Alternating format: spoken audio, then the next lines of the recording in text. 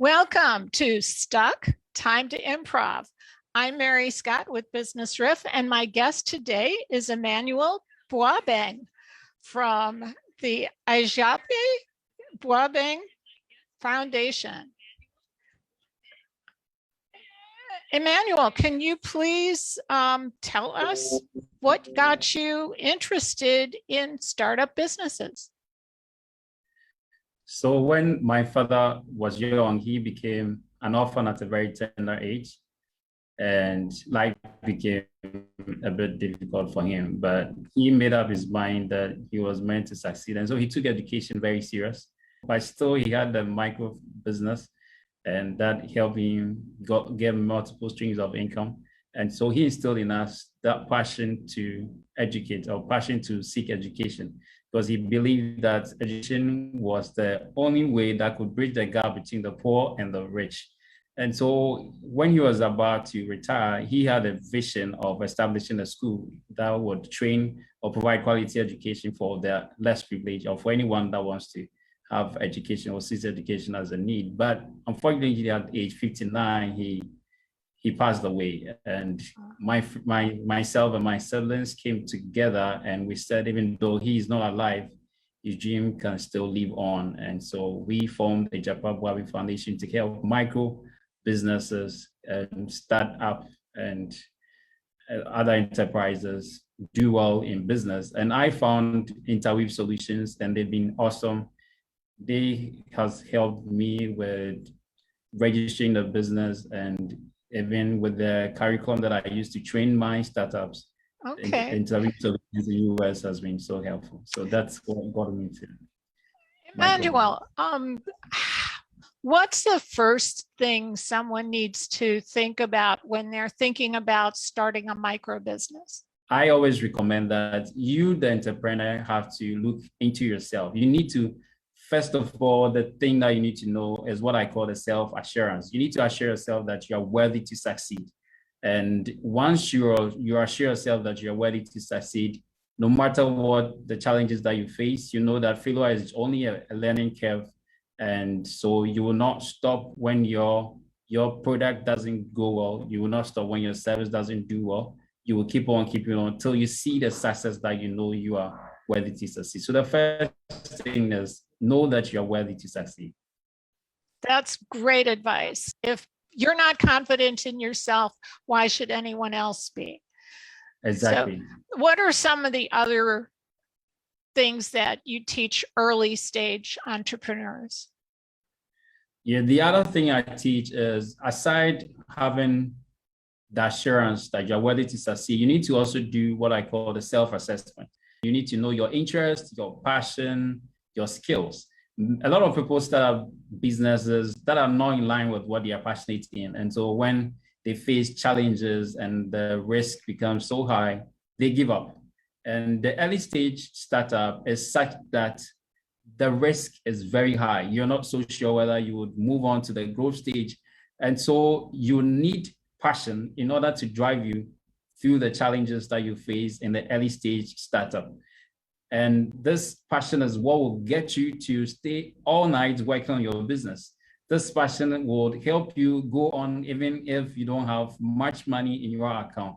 And this passion is what makes you want to even offer your service and your product for free for people to benefit from it. And so passion, knowing yourself, knowing your skills, your passion, your interest is really key. And the other thing too that I would say is, that one is not about knowing, it's more action, it's an action step. I put it in 3, that you need to think big, you need to start small, and you need to act now. So these 3 things are also important things that we must do as startups. And in thinking big is important because right from the early stage of the startup, you move into the growth stage.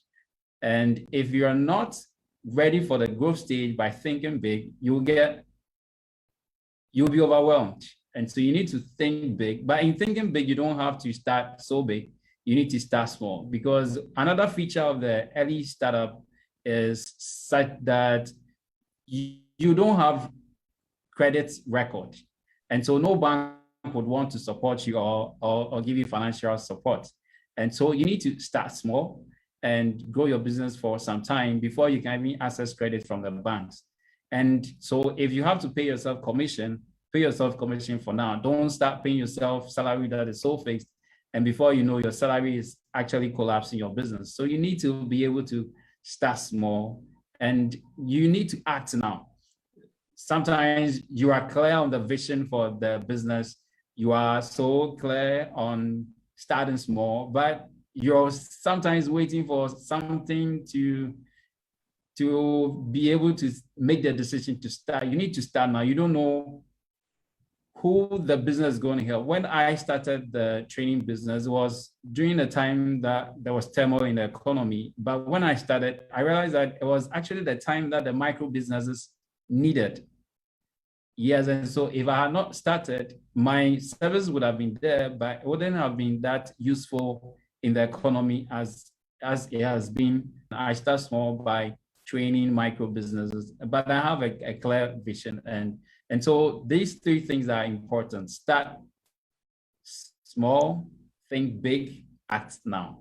Yeah. That's excellent advice for any startup. I'm going to steal that and keep using it. The two is what you need to know. So because if you win in your mind, you'll be able to win everywhere. And the last three, which is what you need to do. So I would want to reiterate these three things.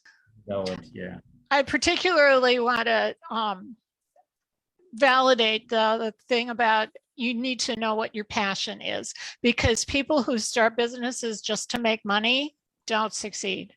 It's got to be something that means something to you. You go into business to make things better, to serve a particular population, to change the world. And money happens. Money is not the main reason you go into business. So yes, know that you're worthy and assess yourself to know what you're passionate about. And then think big, start small, and act now. Yes. Very good. Thank you so much, Emmanuel. I will put information about how people can contact you into all of the comment sections when I post this later on. This has been great. Thanks. So again, this is Mary Scott from Business Riff, and see us again for Stuck, Time to Improv. We are on Facebook on Tuesdays and LinkedIn on Mondays. Bye. Bye. Thank you, Mary Scott.